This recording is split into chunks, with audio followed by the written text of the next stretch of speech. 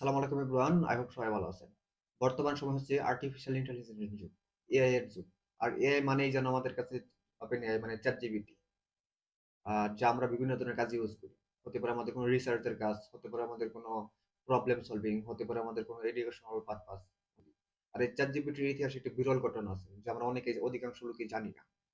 আর এই ঘটনাটা শুধু চ্যাট জিপিটির ইতিহাসে না, পৃথিবীর ইতিহাসে একটি বিরল ঘটনা। পৃথিবীর যত বড় বড় মোস্ট মোস্ট যে ঘটনা আছে তার ভিতরে একটি। এত বড় ঘটনা বলার অবশ্যই কারণ আছে, কারণ ওপেন এর মতো এত বড় একটা ইন্ডাস্ট্রির যে ঘটনা, সেটা নিশ্চয়ই কোনো ছোটখাটো ঘটনা হবে না। আজকে আমরা এই ঘটনাই জানবো। এই ঘটনা জানার আগে আমরা যা করবো তা হচ্ছে আমরা একটু ছোট্টখাটো ভাবে ওপেন এর ব্যাপারটা জানার চেষ্টা করবো। ওপেন এআই মূলত হচ্ছে একটা কোম্পানি যারা সর্বপ্রথম নন প্রফিট হিসেবে চালু হয়েছিল। আর যাদের উদ্দেশ্য ছিল যে আর্টিফিশিয়াল ইন্টেলিজেন্সকে যেন মানব জাতির ক্ষতি না করে উন্নত করা যায়। তো ঘটনার যাকে নিয়ে উনি হচ্ছেন শ্যাম অ্যাল্টম্যান। স্যাম অ্যাল্টম্যান হচ্ছে একাধারে ওপেনএআই এর কো-ফাউন্ডার এবং হচ্ছে ওপেনএআই এর সিইও। ওনার হাত ধরেই বেসিক্যালি চ্যাটজিপিটি শুরু হয়েছে। আর চ্যাটজিপিটি হচ্ছে ওপেনএআই এর একটি প্রোডাক্ট যা আমরা ইউজ করি। ওই হচ্ছে মোটামুটি খুঁটিনাটি ওপেনএআই এর ব্যাপারে একটু বিস্তারিত। এখন আমরা মূল ঘটনায় যাব। ঘটনাটা হয়েছিল যে 2023 সালে। 2023 সালে 17 নভেম্বর এই দিনটাতে ওপেনএআই এর বোর্ড কর্তৃক একটা স্টেটমেন্টে বলা হয় যে ওপেনএআই এর সিইও মানে শ্যাম অ্যাল্টম্যান উনি আর সিইও পদে নেই। ওইখানে কারণ হিসেবে যা বলা হয়েছিল যে ওপেন এর সিইও মানে Sam Altman was not considerately candid in his communication. মানে হচ্ছে ওপেন এর সিইও স্যাম অ্যাল্টম্যান বোর্ডের সাথে যথেষ্ট তথ্য শেয়ার করেনি, যার কারণে বোর্ড তার উপর কনফিডেন্ট না। এই একটা সামান্য একটা ইস্যু দেখিয়ে তাকে সিইওর পদ থেকে বরখাস্ত করে। আর একটা বোর্ড চাইলে সিওর পদ থেকে যে কাউকে বরখাস্ত করতে পারে, কিন্তু এর জন্য বোর্ডের যা দরকার তা হচ্ছে লিগেল ইস্যু বা লিগেল ডকুমেন্ট যার মাধ্যমে হচ্ছে যার উপর ভিত্তি করে সিওর পদ থেকে বরখাস্ত করা হবে।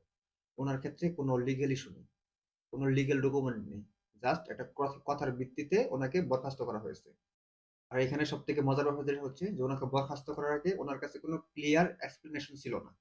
এমনকি ওনাকে কোনো অগ্রিম ওয়ার্নিংও দেওয়া হয় না, কোনো কথা নাই বার্তা নেই, হুট করে ওনাকে বরখাস্ত দেওয়া হয়েছে। তো এই ঘটনা যখন সবাই জানাজানি হয়ে গেল, তখন হচ্ছে পুরো ট্যাগ ওয়ার্ল্ড শকড হওয়ারই কথা। কারণ ওপেনের বর্তমানে সব থেকে ফার্স্ট গ্রো করা যে প্রোডাক্ট চ্যাট জিপিটি, যার হাত ধরে চ্যাট জিপিটি শুরু হয়েছিল, ওনাকে কোম্পানির সিইও পদ থেকে বরখাস্ত করা হয়েছে। শকড হওয়ারই কথা। তো ভাই এখান থেকেই খেলা শুরু। তো ওনাকে সিইওর পদ থেকে যখন বরখাস্ত করা হয়, ঠিক এর 2 থেকে 3 দিন পর, মানে ওনাকে সিইওর পদ থেকে বরখাস্ত করা হয়েছিল 17 নভেম্বর 2023 সালে। ঠিক আর 2 থেকে 3 দিন পর, মানে 19 নভেম্বর 2023 সালে মাইক্রোসফটের সিইও সাতিয়া নাদেলা একটা ঘোষণা করেন। ওনার ঘোষণা এরকম ছিল যে শ্যাম অ্যাল্টম্যান এবং গ্রেগ ব্রুকম্যানের কথা নিশ্চয়ই মনে আছে, যে ওপেন এর আরেকজন কো-ফাউন্ডার। তো নাদেলা বলেন যে স্যাম অ্যাল্টম্যান এবং গ্রেগ ব্রুকম্যান হচ্ছে রিসেন্টলি মাইক্রোসফটে জয়েন করেছে। আর কি জন্য জয়েন করেছে? যে মাইক্রোসফটের একটা অ্যাডভান্স এআই টিমকে নেতৃত্ব দেওয়ার জন্য। মানে হচ্ছে ওনারা অলরেডি মাইক্রোসফটে জয়েন করে ফেলেছেন ওনারা দুইজন। যার কারণে মাইক্রোসফট একটা হচ্ছে নতুন এআই ফিউচার জেনারেট করবে। এমনকি ওনাদের সাথে ওপেন এর যে এমপ্লয়ি গুলো ছিল তারাও জয়েন করতে পারে। ওপেন এ তারা যদি যতগুলো সংখ্যক এমপ্লয়ি জয়েন করতে পারে, এমপ্লয়ির কোনো নির্দিষ্ট সংখ্যা বলা হয় নাই। তো এই ঘোষণা পাওয়ার পর এদিকে কি হলো? এদিকে ওপেন এ আরেকটা বিরল ঘটনা ঘটে গেছে। ঘটনাটা হলো মাইক্রোসফট যখন এই ঘোষণা দিয়ে দিল, তখন ওপেন এ যে এমপ্লয়ি গুলা ছিল তারা বলা হয়েছে 700 প্লাস এমপ্লয় একটা ওপেন লেটারে সাইন করে।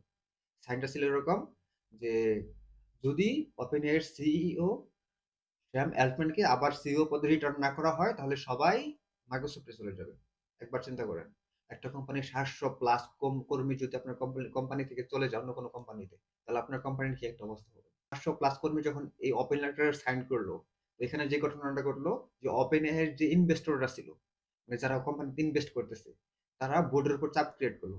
অবশ্যই ক্রিয়েট করারই কথা, কারণ ইনভেস্টররা ইনভেস্ট করে হচ্ছে প্রফিটের জন্য।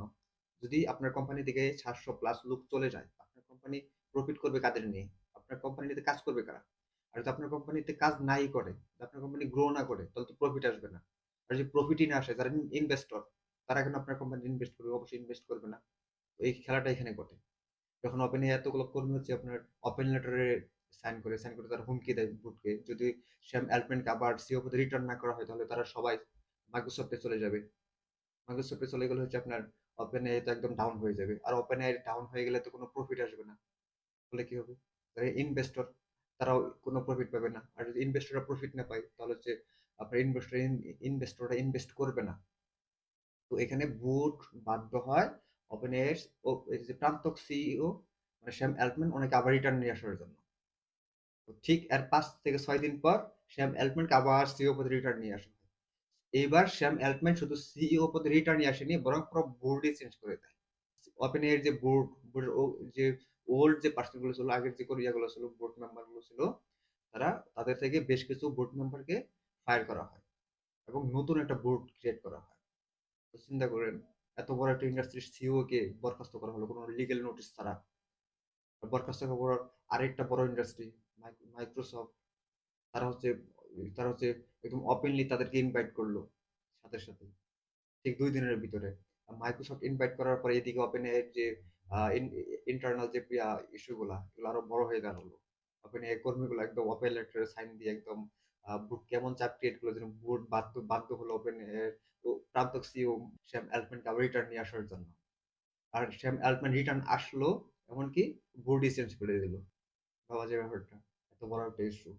এটা হচ্ছে এই পর্যন্ত ইন্ডাস্ট্রি টেক ইন্ডাস্ট্রিতে সব থেকে বড় ঘটনা বলা হয় এটা। আর অবশ্যই বড় ঘটনা, এরকম এর আগে কখনো ঘটে না।